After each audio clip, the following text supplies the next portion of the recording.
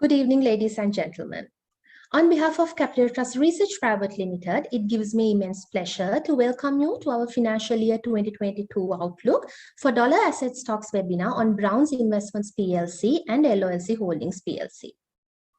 We are pleased to inform you that Capital Trust Securities was ranked number 1 for the calendar year 2021, financial year 2021-2022, and so far in calendar year 2022 in terms of transaction turnover, brokerage turnover, and number of transactions.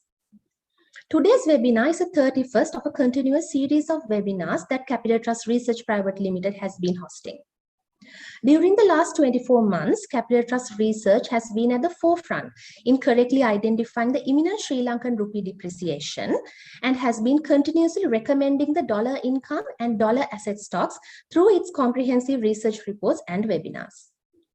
Furthermore, in the last 24 months, we have also been correctly identifying the imminent hyperinflation, which is currently prevalent in Sri Lanka, and have been recommending diversification into the tile sector companies and cable sector companies which have monopoly power. Capital Trust Holdings Limited and Capital Trust Properties Private Limited would like to make a disclosure that in the past several years and at present, they are substantial shareholders of LOLC and Browns Investments Limited, and hence investors should do their independent research before investing. Now we are pleased to introduce Mr. Hasitha Liyanage, Head of Research of Capital Trust Research Private Limited, who will make the presentation. Over to you, Hasitha.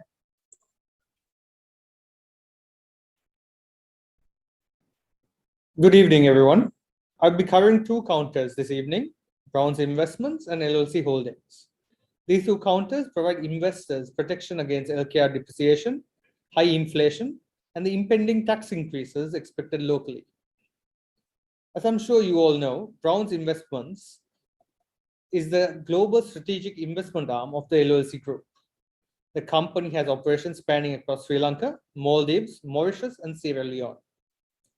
BIL's investment portfolio consists of leisure, plantations, agriculture, renewable energy, construction, and real estate. The company operates similar to a private equity firm, where it has been successful in unleashing value through acquisitions of assets at a significant discount to its NAV, then turning around businesses and thereafter disposing investments at a significant premium. Notably, BIL has seen a strong track record of striking strategic investment deals with the prominent local and global market players during recent years. The company gathered investors' interest led by the upcoming $1 billion mixed development project within the Colombo International Financial Center, known as CIFC.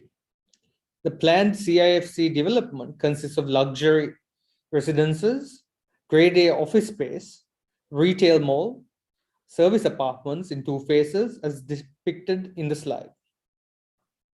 One of the interesting points to note with regards to CIFC is the equity structure of the project.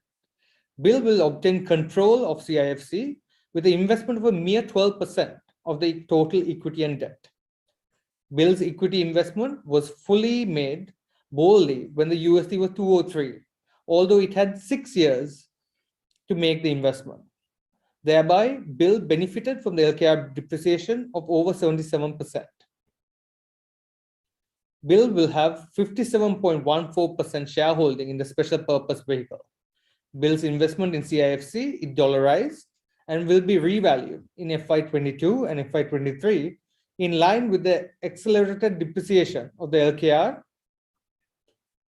experienced in the recent times.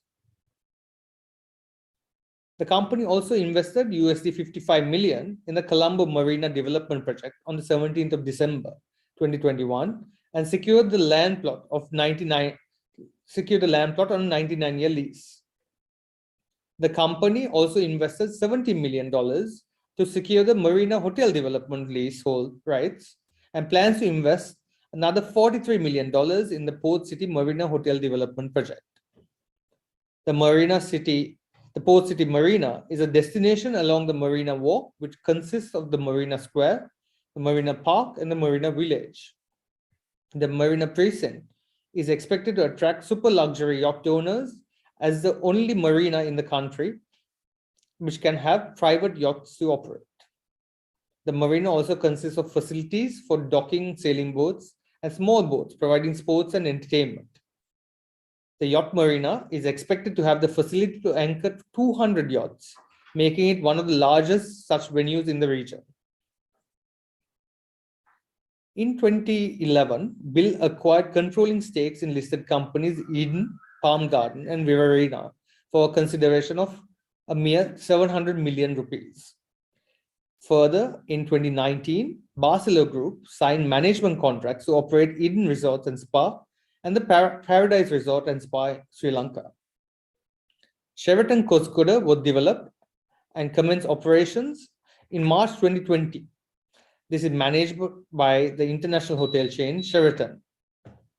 With the addition of 7 hotels, such as Club Dolphin Hotel, Hotel Sigire, and Avani Bentota, etc., to its resort portfolio in December 2020, Bill is among the top 3 leisure players in the country. Its hotel portfolio includes the Calm Resort and Spa Pasikuda, the Dickwalla Resort and Spa, the Paradise Resort and Spa in Dambulla, and the Lantern Villas and Beach House. Moving on to the company's overseas assets, a lagoon in North Malé under the company Bodufaru Beach Resorts Private Limited was acquired at a bargain price of $1 million and was converted into 3 islands of 100 acres. This was later valued at a staggering $50 million. Bill secured a $30 million investment for this project from Barcelona Group Spain for an equity stake of 33.33%. to develop a 470 hotel room project in Maldives. Another lagoon was acquired for a bargain price of $1 million and later reclaimed as an island and was named Bodufinalu. Bill invested $20 million and developed Browns RA Resorts Private Limited on this property, which will be commercially operational in financial year 23 with 100 rooms. The company also acquired a 1-acre plot of land in Malé City, which was converted into a mixed development, Nasandura Palace, consisting of 136 rooms and 118 service apartments. During the pandemic, the company also acquired a 100-room luxury beach resort in Mauritius, managed and operated by the Radisson Hotel Management, for a discounted price of just $3.7 million. Given that some of these projects are based overseas and the investors in the CSC haven't seen them, we have listed some images to show the progress made to date. Pictures of the developments in Maldives and the Radisson Blu acquired in Mauritius, and Radisson Blu is displayed on this slide. In addition to the above, as mentioned in the previous slide, Bodufaru is a 470-room hotel located in the North Malé Lagoon with 3 adjoining islands spanning across 100 acres of reclaimed land. The company has signed a contract with a Chinese contractor for a value of $105 million, where construction will commence in July 2022. Bill invested $30 million for a 66.67% stake in Grey Reach Investments, which is the holding company of Sunbird Bioenergy in Sierra Leone during June 2019. The original European-based owner, ADAX, invested euros 513 million to set up the operations with a share capital and capital contribution reserve amounting to over 513 million euros, as per the audited financials. However, the project did not take off successfully under the original owners as the sugarcane cultivation perished and the investment became impaired. Subsequently, Bill took over the project with an investment of $30 million, with the objective of making the project commercially viable. It is expected that the asset will be worth its original investment of 500 million euros once ramped up to its full capacity within the next 3 years. The salient features of the project are as follows: 23,500 hectares of sugar plantations to produce 1 million tons of sugarcane cultivation, a 32 megawatt renewable energy plant, and the world's second largest bioethanol facility. We have also included some images of the project to understand the scale of the project. BIL acquired a 20% stake in Sierra Constructions in 2010 for 1.6 billion rupees and disposed its entire holding on the 5th of January 2022 for a staggering 3.28 billion rupees. Brown's Engineering was set up in 2019 with key personnel from Sierra Construction. Within a short period of time, the company became the leading telecom engineering company in the country. The company operates as a strategic partner to Huawei, ZTE for multiple telecom projects. Important point to note is the company prices its contracts in USD and is forecast to generate 7 billion rupees of profits in FY23. BIL acquired Ajax Engineering for a mere 125 million rupees during 2016. Ajax is now one of the largest glass and aluminium contractors in the market. As per the purchase and disposal completed with the Sierra Group on the 5th of January, we estimate the following impact on BIL's P&L. A total profit from the acquisition and disposals amounting to 2.59 billion rupees. The company's exposure to renewable energy is through Saga Solar, the first privately owned solar plant in Sri Lanka with a capacity of 10 megawatts on a 45 acre of land in Hambantota. Moving on to quantify the financial impact of its investment in HMB, I would like to state the following. As per estimates, BIL has invested circa 11.46 billion rupees in acquiring 41.87 million HMB voting shares and 46.44 million non-voting shares as of 31st December 2021. As the company has above 15% of the total issued shares of HMB and a board position, HMB can be considered as an associate company from fourth quarter FY22, as BIL will be able to exert significant influence during a capital restructure. HMB's NAV amounts to LKR 176.67 billion as of the end of FY21. We forecast a gain from the bargain purchase of a staggering 19.21 billion in the fourth quarter FY22 above the line. As HMB reported 19.03 billion PAT in calendar year 2021, we forecast a 798.6 million contribution to the company's earnings in the fourth quarter of FY22. BIL invested 23.25 billion in 3 land plots within the port city at an average USD to LKR rate of 204.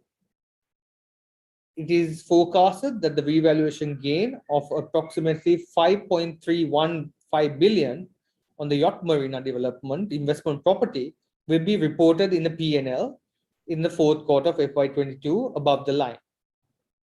In addition, the revaluation gain coming through the other 2 plots of land amounting to LKR 5.52 billion is forecasted to be accounted for in other comprehensive income in the fourth quarter of FY22, which will come below the line. BIL's investment strategy over the last 5 years has been focused in investing in dollarized assets with the expectation that the LKR will devalue. In order to benefit from such a scenario, the company focused on investing dollarized assets, but funded the same by borrowing in LKR from related parties and financial institutions. So today, when the LKR depreciated to over 360 rupees per dollar, the company is in a position to deleverage completely by selling a few of its dollarized assets. Looking at 3Q FY22 financials, the company has borrowings net of cash and equivalents amounting to 38.39 billion rupees. Looking at the leisure and tourism sector assets in the Maldives, we estimate the company can exit two of its investments, namely the 136-room hotel and 118 service apartment project, Nasandura Palace, and the 100-bedroom Browns RV Resort for approximately $150 million if the company does decide to sell the same. Assuming a USD LKR exchange rate of 400, the company can raise approximately 44 billion rupees if such investments are sold. As you can see, management can deleverage balance sheet in entirety by exiting just two of its investments.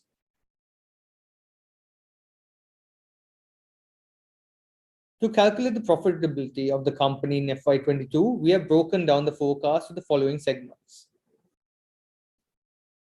The total PAT forecasted for fourth quarter FY22 is as follows. The contribution from classifying HMB as associate company is a staggering 19.2 billion rupees.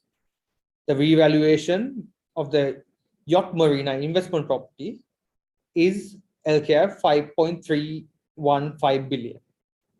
The total profits, including the bargain purchases from transactions with the Sierra Group, is 2.5 billion rupees. The PAT from other segments include 300 million from AXA, 100 million from Sierra Cables, 700 million from Browns Engineering, 785 million from the reversal of the mark-to-market loss on HMB, 1.2 billion from the gain from the disposal of 40 million CLC shares, and 1.75 billion from the revaluation of biological assets and the significant depreciation of the currency. We at Capital Trust Research forecast the following PAT figures for 4Q FY22 and financial year 2022. The total PAT for the fourth quarter FY22 is estimated at a staggering 32.35 billion rupees. The total PAT for FY22 is forecasted at 30.1 billion rupees. As a result, the stock currently trades at an attractive PER of 3.77 times FY22 net earnings, given a share price of 7.9 rupees. We have calculated fair value for bill based on a PER of 9 times FY22 EPS of 2.09. And this results in a fair value of 18.9 rupees a share. The fair value multiple of 9, which is a premium to the broader market, is justified given the high liquidity associated with the stock and the stock providing investors protection against LKR depreciation, inflation, and the impending increase in the local taxes. The forecasted total revaluation surplus of property, plant, and equipment is estimated at 8 billion rupees. The forecasted total foreign currency translation gain at a rate of 299 rupees per USD is estimated at 20.13 billion rupees. Therefore, the forecasted total comprehensive income for FY 2022 is forecasted at 60.23 billion rupees. As a result, the market cap to TCI ratio is 1.88 times FY22 forecast, given the LKR USD rate of 299 rupees as it was on the 31st of March 2022. Due to the unprecedented economic turmoil experienced at present and the IMF requirement of a free floated currency, the LKR is expected to continuously depreciate against the USD in the medium term. Even though the CBSL implemented a cap on the conversion on Friday the 13th of May 2022, we can take the view that the currency will face further pressure until the government raises significant bridge finance to increase forex reserves. Even though we expect the government to raise $3 to $4 billion of bridge finance from various friendly nations and multilaterals, we expect this to be used for the purchase of basic essentials such as fuel, LPG, fertilizer, and medicine. In addition, the private sector imports need to be financed from export proceeds and worker remittances, as well as tourism revenue. As a result, we expect the LKR to face continuous pressure in the medium term, even if the government raises the required bridge finance in the short term.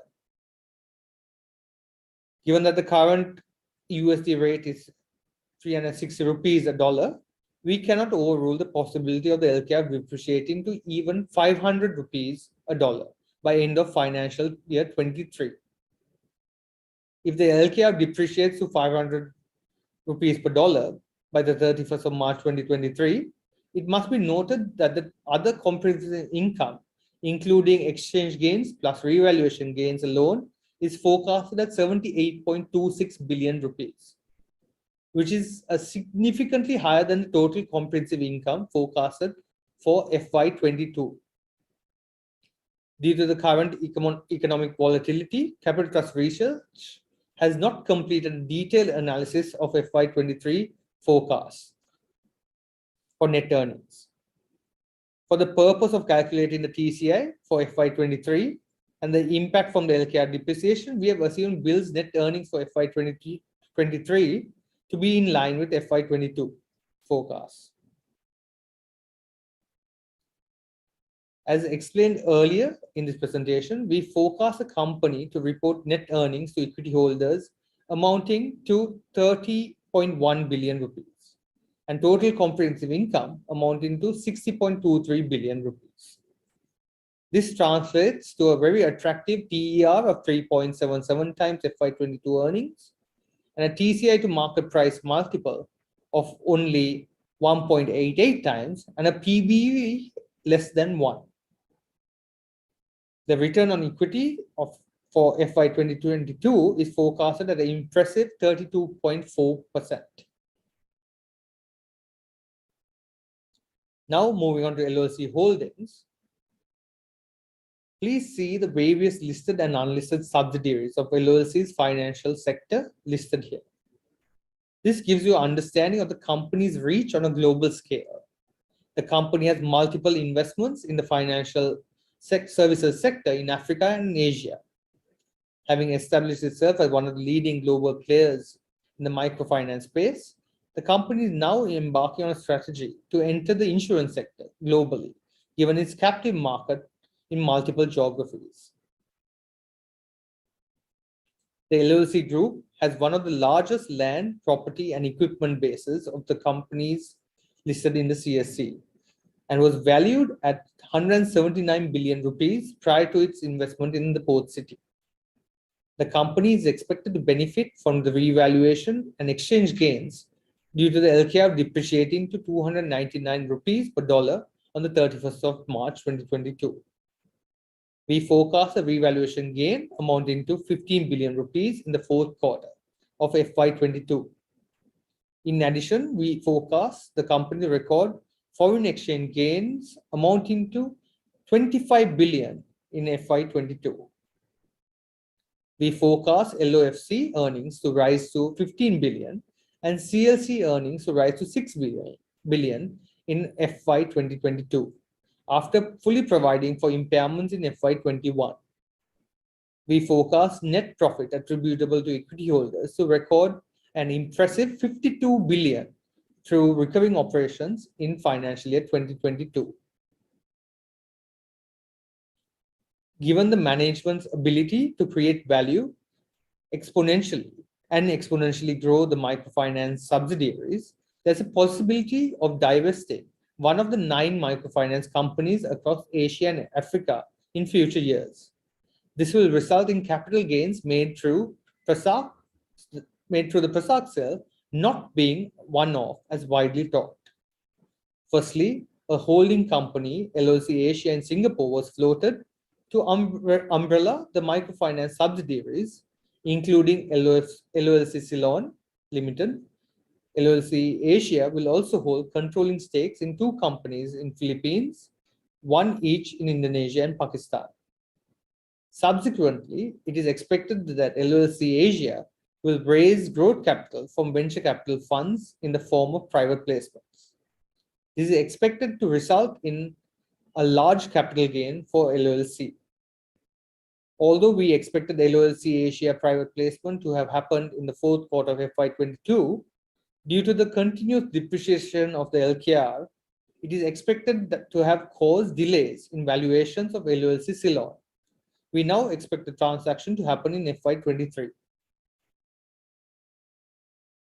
It is important to note that management was able to invest a mere $0.5 million in Prasak in 2017 and then exited in less than 14 years at a valuation of $1.073 billion. Similar to Prasak, there's a possibility that LLC might divest its 97% stake in LLC Cambodia at the end of calendar year 2023 and be able to settle even all of LLC Group's liabilities. This is possible as Kookmin Bank, the Korean bank which purchased Prasak, has publicly expressed its interest in acquiring additional microfinance companies in Cambodia to consolidate its market-leading position in the country. LLC's management over the last 5 years has followed an investment strategy of expanding its microfinance operations in high-growth markets overseas. Once high-growth markets are identified, the company acquires established players in the space and exponentially grows its asset base. Once the investment matures, the company looks to exit such investments to large financial institutions at a valuation of 2.5 to 3 times book value, similar to the Prasak transaction, unlocking value to its shareholders. LLC Cambodia is the 4th largest microfinance institution in Cambodia, where LLC's effective shareholding is 96.67%. LLC Cambodia reported earnings of 54.25 billion profit after tax in the calendar year 2021 and reported $14 million in profit after tax in the 1st quarter of calendar year 2022, a 20% year-on-year growth in profitability. We forecast LLC Cambodia to report a PAT of $65 million in calendar year 2022 and $80 million in calendar year 2023. LLC Cambodia's book value was a staggering $234.46 million in calendar year 2021 and is forecasted to increase to $379.46 million by the end of calendar year 23.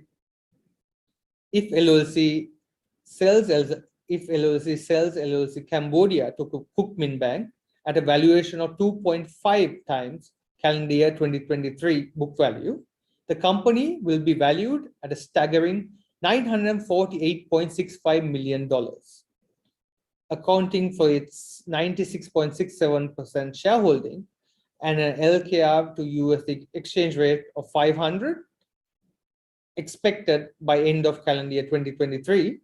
We can expect a cash inflow to LLC to amount to 458.53 billion rupees. This is in comparison to LLC's total liabilities of just 109.41 billion at a company level. As you can see, management can deleverage its balance sheet entirety by exiting just its LLC Cambodia investment and also have approximate surplus of 350 billion rupees for new investments. Given the extremely high return on equity achieved on a continuous basis, management is of the view that the company can achieve exponential increase in earnings by reinvesting internally generated cash flows. This is similar to a model followed by global multinationals such as Amazon, Google, Alibaba, Facebook, and Berkshire Hathaway, as well as Tesla, where companies do not declare dividends and reinvest its cash flow. As explained before, LLC's net earnings attributable to equity holders is forecasted at a at 52 billion in FY22. Given the current stock price of 553.75, the share is trading at a PER of 5.06 times FY22 earnings. We have assigned a fair value for the stock based on a PER of 12 times FY22 EPS of 109.43 rupees. This results in a fair value of 1,313 rupees per share. The fair value multiple of 12, which is a premium to the broader market, is justified given the high liquidity associated with the stock and the stock providing investors protection against LKR depreciation through overseas operations spanning across the globe, and the impending increase in local taxes due to over 45 billion deferred tax asset. We have not factored in the positive benefit of deferred tax asset on the company's profitability in FY23. Moving on to forecast other comprehensive income. As mentioned before, we have forecasted a revaluation surplus on property, plant and equipment amounting to 15 billion rupees. We have also forecasted a foreign currency translation gain at a rate of 299 rupees per USD on the 31st of March 2022, amounting to 25 billion rupees. As a result, we have forecasted total comprehensive income to equity holders for FY 2022 amounting to 92 billion rupees. This results in a market cap to TCI multiple of only 2.86 times FY22 forecast, assuming an average exchange rate of 299 rupees per dollar on the 31st of March 2022. As discussed before, given the exchange rate of LKR 360 rupees per dollar as of today, it is important to perform sensitivity analysis on the impact of LOLC's total comprehensive income in a scenario where the LKR depreciates to 400, 450, and 500 rupees per dollar, considering the dollar scarcity in the market and the IMF requirement of ensuring the currency is free floated. If the LKR goes to 500 per dollar, the other comprehensive income, which includes exchange gains and revaluation gains, is expected balloon to a staggering 142.9 billion rupees. The total comprehensive income is conservatively forecasted at 192.9 billion if the currency depreciates to 500 rupees per dollar, thus trading a market cap to TCI multiple of just 1.36 times. Also, since LLC has a large deferred tax asset and will benefiting from large carried forward tax losses, these companies provide investors protection against the expected increase in fiscal policies. Therefore, LLC and bill provides protection to investors against LKR depreciation, high inflation, and the impending increases in local taxes. As explained earlier in the presentation, we forecast the company to report net earnings to equity holders amounting to 52 billion and total comprehensive income amounting to 92 billion. This translates to a very attractive PER of 5.06 times FY22 net earnings and a TCI to market price multiple of just 2.86 times and a PBV of attractive 1.17 times. The return on equity for FY22 is forecasted at an impressive 28.58%. We thank you, Hasita, and the research division for your valuable insights.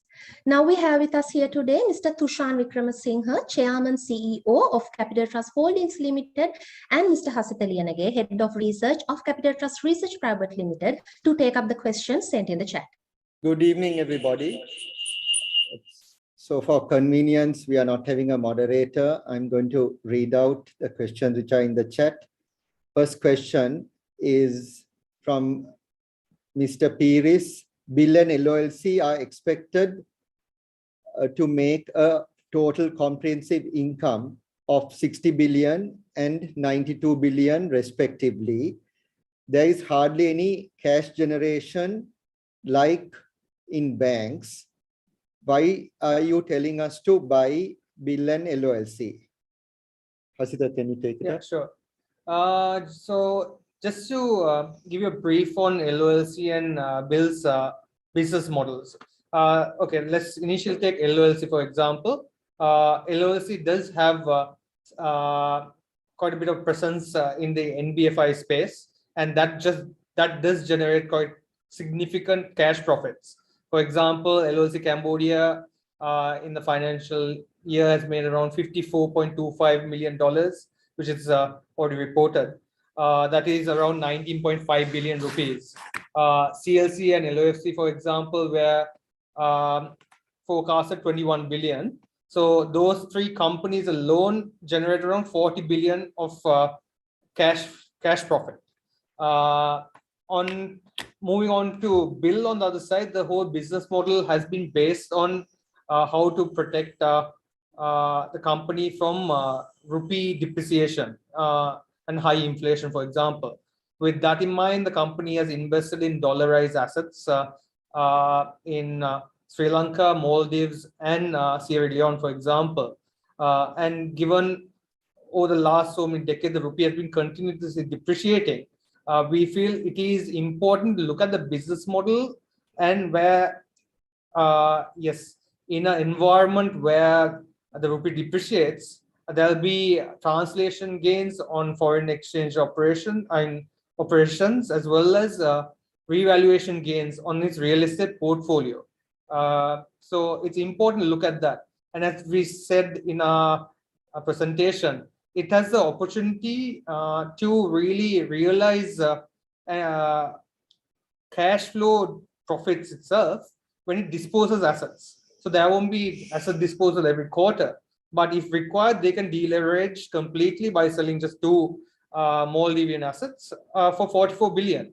So we need to identify different business models, and then account for it separately.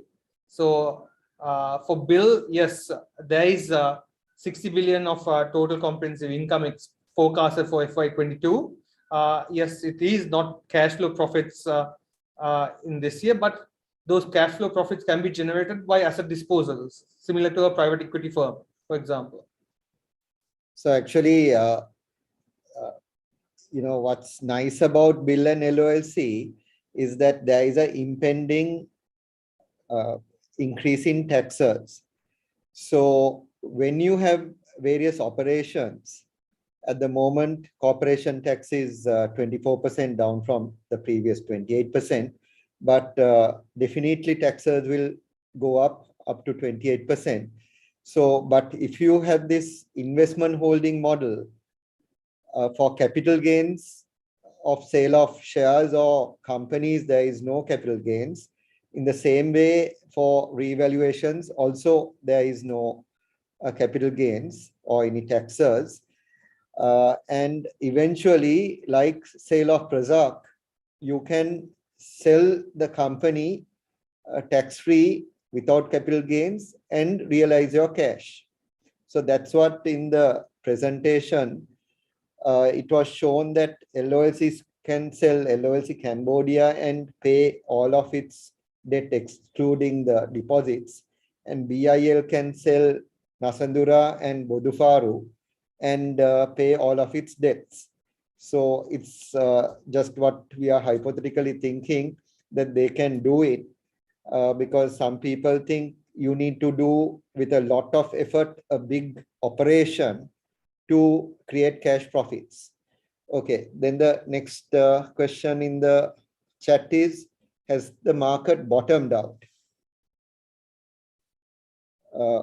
Well, in our opinion, the market has bottomed out, as what we feel is that there is renewed investor confidence backed on many factors. Now, firstly, the reversal was brought about because of there were so many factors which created the market coming down. For example, firstly, there was the shortages of fuel, gas, electricity, right? Now, Still, it is sort of the similar situation. However, speedily corrective action is being taken. If you look at month of January, we found that there was no dollars, but the market was at an all-time high. Now also there is no dollars, but market has corrected. But it is better because we have found the cancer and we have operated on the cancer and corrective action are being taken, right? So now there is a timing difference. So as you know, IMF will come with their funding maybe end of August. It's a debatable thing. Some may say it will be after some time. So then there are reports that they will come with $3.5 billion. Then there are reports and paper articles on Japan coming with funding of 3 to 4 billion. Then there is other friendly countries, European Union, G7 countries. Then India has been right throughout giving us funds. Then the problem is the next 2 months where we most probably will not get certain funding from certain countries because there is procedures, and we have to mainly go through with World Bank funding and funding from certain exporting companies. So then if you look at the political aspect, so whatever said and done, certain amount of political parties have backed the present prime minister, and there is a better political stability. There would be other positive changes which will happen in the future weeks, which we should not talk now. Then there is also the margin trading for selling has gone on for the last 3 months, and that is also finishing. Most of the big players have given further security and sorted those out. Then also people are now realizing about dollar income and dollarized asset shares.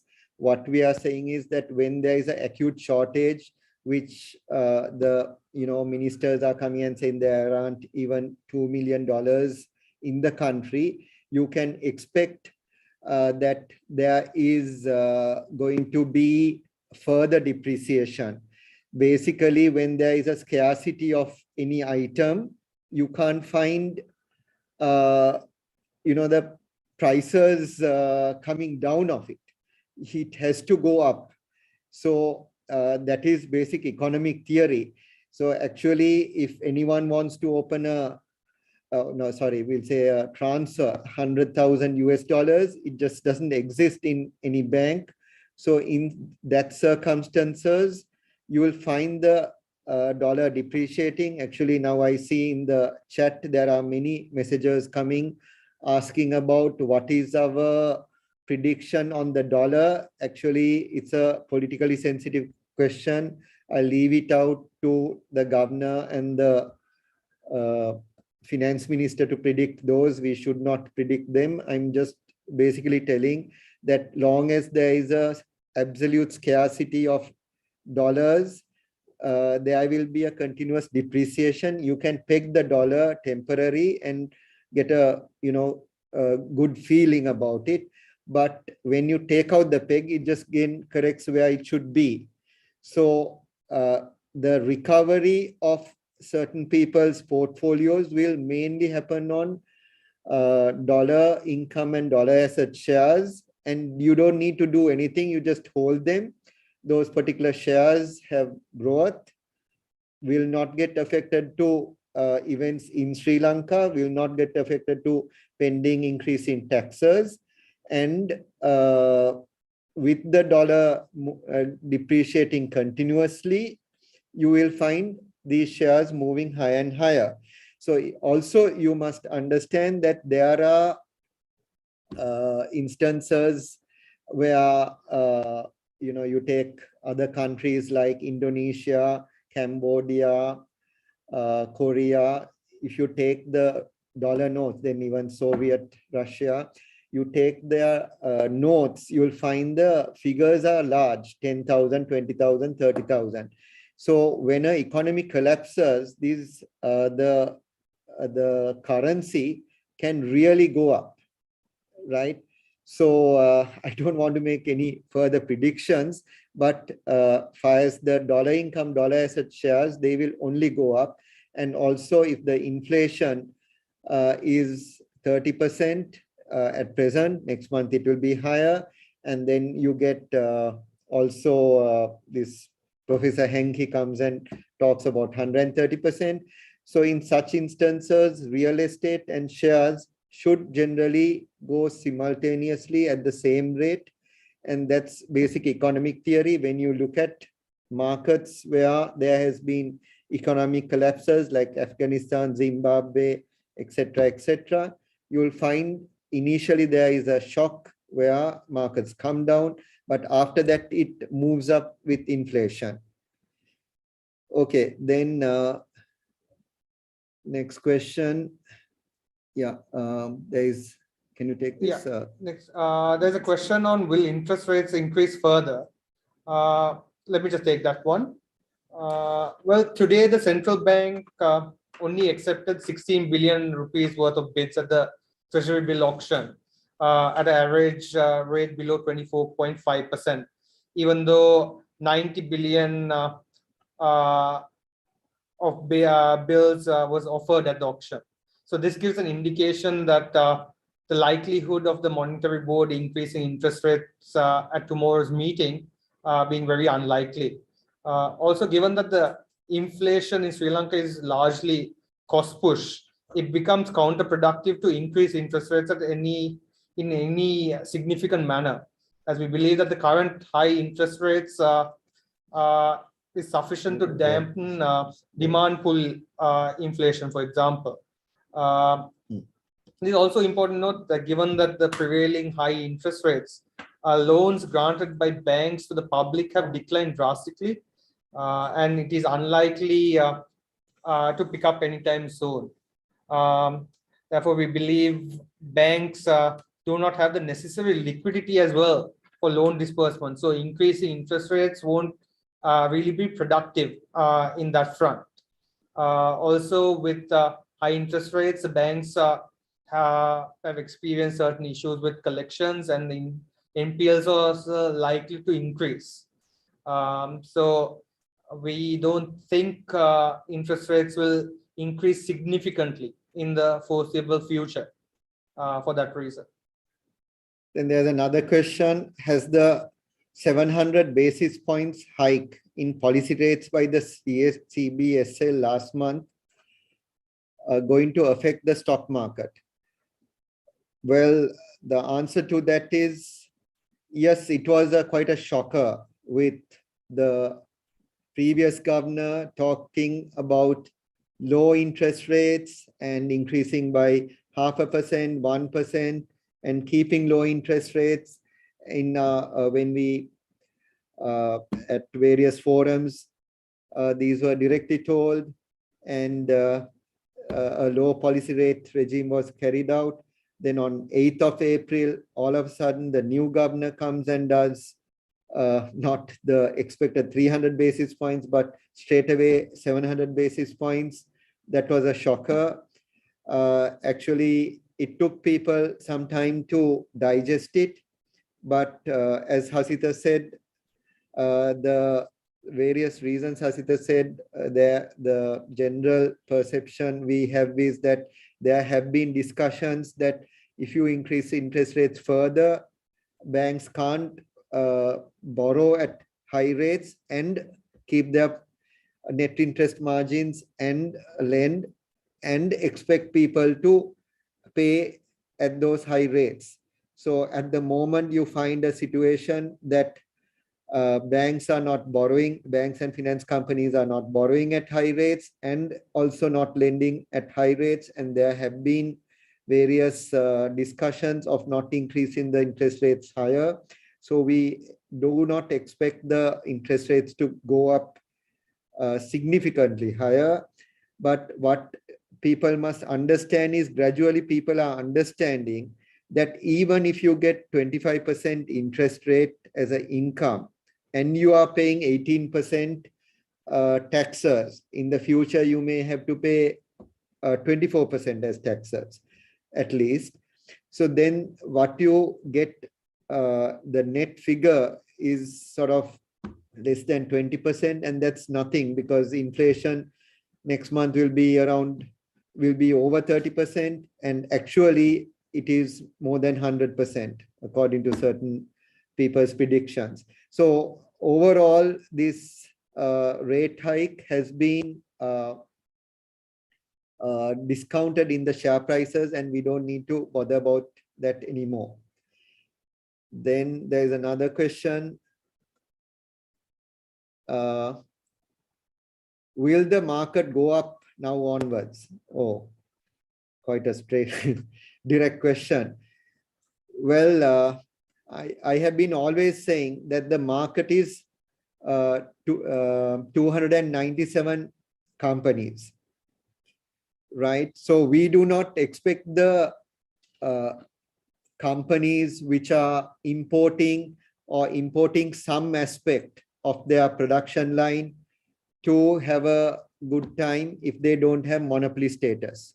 So we have been right throughout saying to look at companies which have monopoly power, like the tile sector and ACL.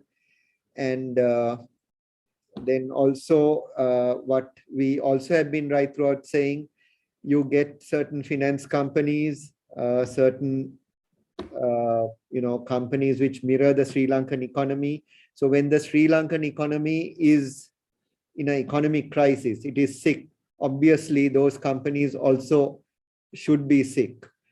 So we have, for the last 24 months, have been talking about dollar income, dollar asset shares, because they are not dependent on the Sri Lankan economy.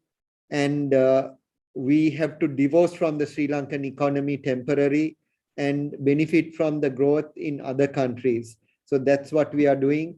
And also what I must also advise people is that please put a plaster on the part which shows the index in your computer, because don't look at the index and decide to buy and sell your picked shares. You get misled. Only have the shares which you have decided to invest in a separate sheet in your A-Trade or whatever package you're using, and look at the movements of those and get a happy feeling by looking at those. Okay, next question. Is it a right time to switch from fixed income stocks to stocks? I'll take that one. Yes, so we think so. At present, treasury bills are offering a rate of 24.5%, while the inflation for the month of April was 29.8%. So let's say treasury bills net of taxes, the rate comes down to around 20%. So at the moment, the negative real returns is around 10%. And we expect this negative real returns to really increase further because with the rupee depreciating to 360, the figures in May, inflation figures to May to increase. So on the other hand, we feel dollar asset and dollar income shares provide investors protection against the rupee depreciation and will generate far superior returns to fixed income. With inflation, as I mentioned, with inflation expected to increase, fixed income instruments will post negative real returns, whereas moving to equities, especially select counters, not the market in general, as Tushan said, select equities should provide positive real returns and double-digit positive real returns. So for that reason, we feel it's time to move from fixed income to equities for the medium term. Then there is a question from one Amanta. Should the rupee depreciation be reflected on share prices?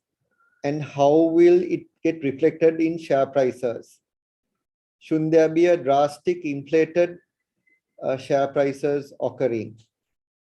Yes, basically, if shouldn't the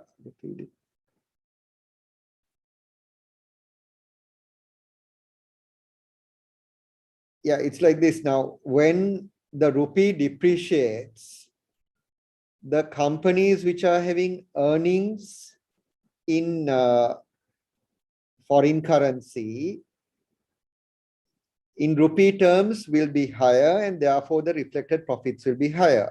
In the same way, the net asset values of the respective foreign assets they own,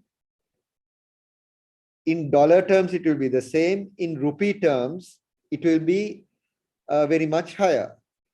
And Hasita, you forgot to tell one thing about LOLC. That is, now we are all talking about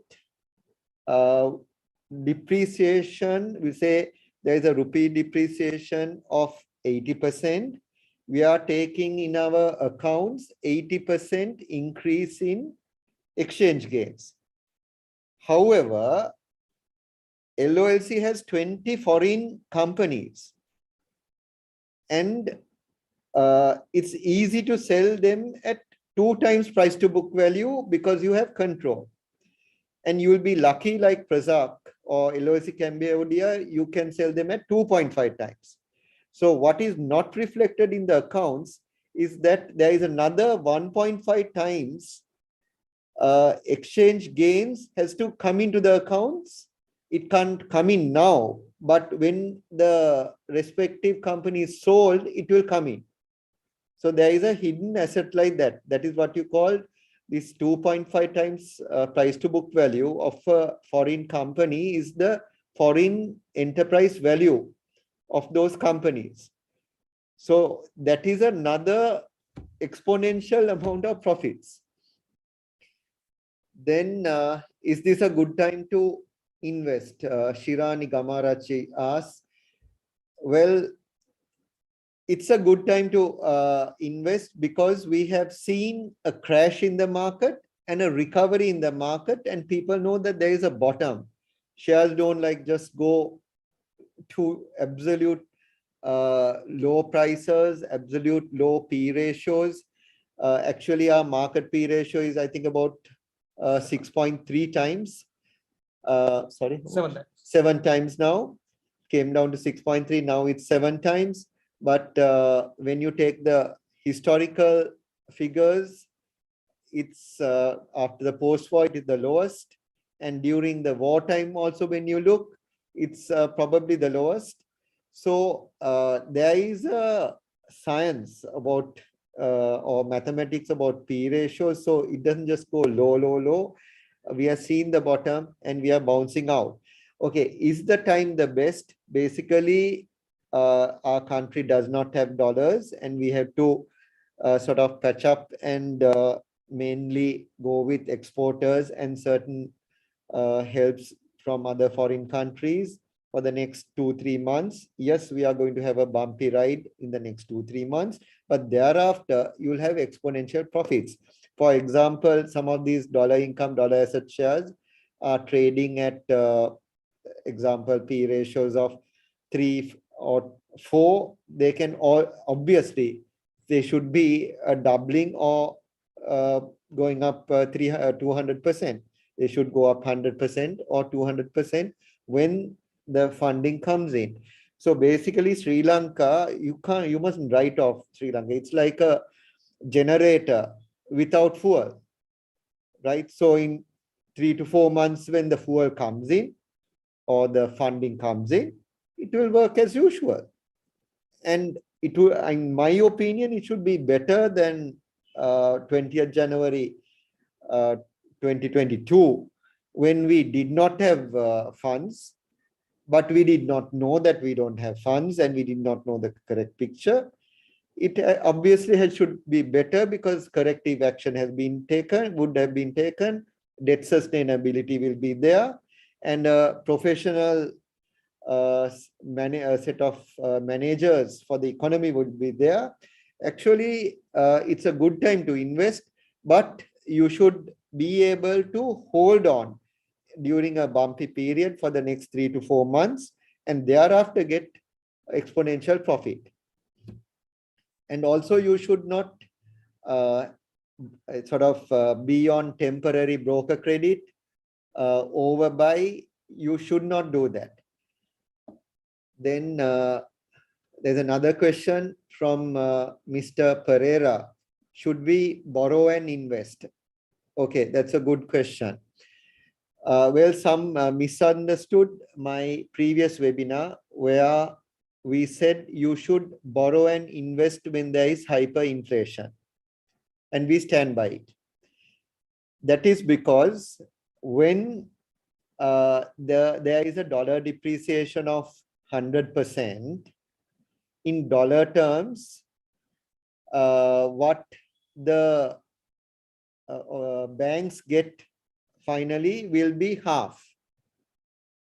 First, if a customer goes and buys shares or real estate with inflation and dollar depreciation, they will be worth 100% more.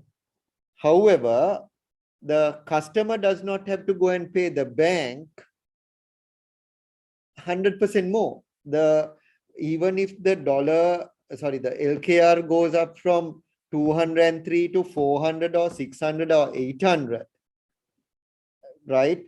The debt which you took is only one time. It will be only that original one time you took. So that's why we said to borrow. Then we also said very clearly to borrow up to about 35%. We never told people to borrow 50%. Then we also said if you have a large portfolio, borrow only 25%, right? And also, we never told to mortgage your house or building or whatever, right? You must have, adequate assets to go through if there is some unexpected, catastrophe, which we went through. Then, what is the approximate? What is the, then Saman Lianage is asking, what is the approximate proportion of local to overseas assets of LOLC and BIL? Well, approximately it's about 65% is foreign. Then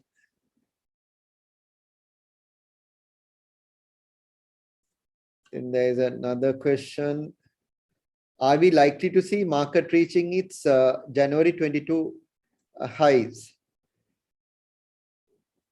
Well, with the gradual establishment of political stability, in the next few days, we'll find the cabinet coming in.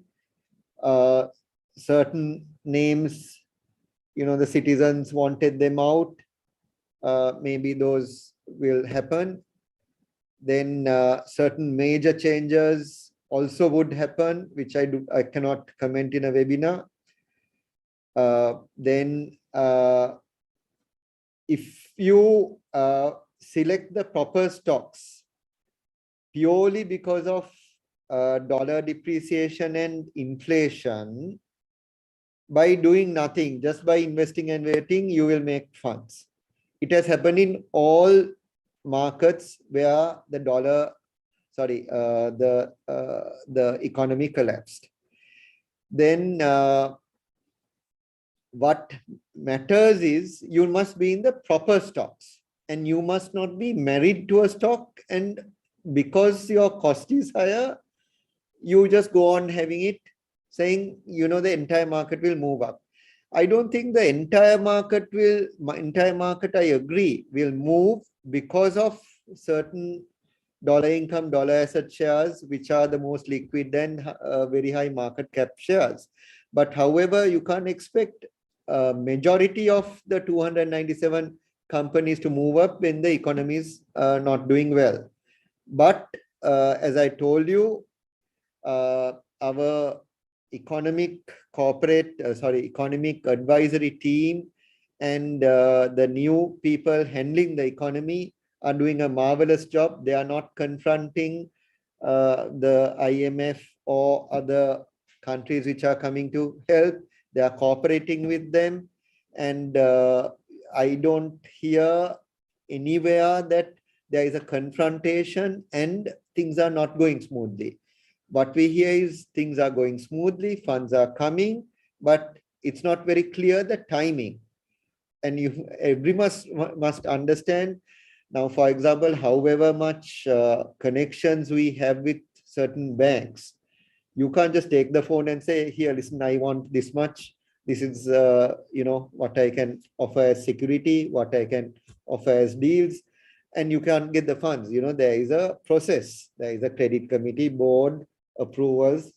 There is a process. So when you're borrowing from other countries and other financial institutions like IMF, World Bank, Asian Development Bank, we had to go through that process. But what I am hearing all over, and you all also must be hearing all over, all these processes are going through without a problem. But of course, like a bank, also the country has to be sustainable. And I hear that the legal advisors and the financial advisors for the debt restructuring has been decided, but it has to be passed through the cabinet. So we hope that will happen very soon. And those steps will have to happen and will happen. So only thing is putting a time frame. I personally have a time frame, but again, when you talk about time frame, some people get happy, some people get agitated. So this is not mentioned about time frames, but we are going to have better and better times as time goes on. Then anything else? Will you be discussing about LOFC as well? Asita, can you take on Yeah, that? so as we mentioned in our presentation, LOFC is forecasted to around 21 billion, including 6 billion from CLC. So that translates to a PER at today's price to around 9.4 times, and assuming so that's at the price of 980, and assuming the 21 billion profits coming into the books end of FY22. In terms of PBV, it's trading at around 2.11 times. So those are the sort of valuations. So this is not including any benefits from the amalgamation, etc. So this is just on pure profits that we forecasted. And then also you must say that according to the financial, the financial sector consolidation, there was a incentive given to all finance companies if they merge. So basically there is by amalgamating just to promote the amalgamation and consolidation of the NBFI space, companies were given tax incentives to merge or acquire other NBFIs. So with LOC and CLC amalgamating, there is a significant deferred tax asset that gets generated, which is around 24% of the purchase consideration. So that amounts to around 48 billion rupees. So that has not been factored in. So LOFC wouldn't be required to pay taxes amounting to that in the future years. So that hasn't been incorporated into our PBV multiple that we just discussed, or in the PER of 9.43. Then there is one Gayan asking, can there be a rights issue for BIL in the future? So good question, because once in a way you get people putting WhatsApp messages that there's going to be a rights issue in this share, that share, etc. So basically, if you take the controlling shareholders of BIL, which is the Brown's group of the share Brown, which has yeah, basically you get Browns, and also Mr. DSK or Kamanta Amarasekara, they have about 85%. So they had a massive rights issue for 20 billion rupees, and that is it, you know, because now this platform is enough to, you know, with other foreign investment banks to go on doing the necessary expansion. And in our view, we are not the board, we can't make a comment, but in our view, looking at 85% with LOLC, Browns and connected directors, we don't definitely expect a rights issue in bill. And also if you take LOLC, I mean, if you just take the top 20 and you work out Isharananayakara's family, they seem to be having over 87%. So in that share also, there will not be a rights issue. However, you take the LOLC and BIL subsidiaries, they have been having a habit of having rights issues and going for various expansions. So obviously those can continue.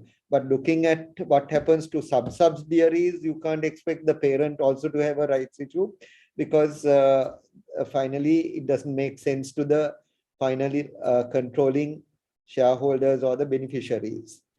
I think we covered everything. Questions? Yeah, and last one. Can you please get this presentation in Sinhala language also? Yes, it's a. We were not planning to do so, but we will do so. Give us 3 days to get it translated, and we will WhatsApp it to all clients and email. Again, one Idrising is saying LOLC and bill will not have rights issues. Yes, LOLC and bill will not have rights issues. I hope I was very clear. Then today, in about 1 hour's time, we will put out the link of the present video, so that I have got many messages saying many people are having power cuts at the moment. So the people who have power cuts can look at what happened today. And thank you very much with all problems for coming and spending time with us, and keep in touch. You can always WhatsApp our hotline, 0777 233 633. We will do our best to get back to you with whatever help and assistance you need. Thank you very much. Have a nice evening. Since there are no further questions, I would now like to close the webinar. We want to keep our webinars concise and relevant, but we assure you we will be back soon. On behalf of Capital Trust Research Private Limited, I wish to extend a sincere thank you for our staff who helped to organize this webinar, and for our valued clients for their support and continuous trust in us. Thank you very much. Have a nice day.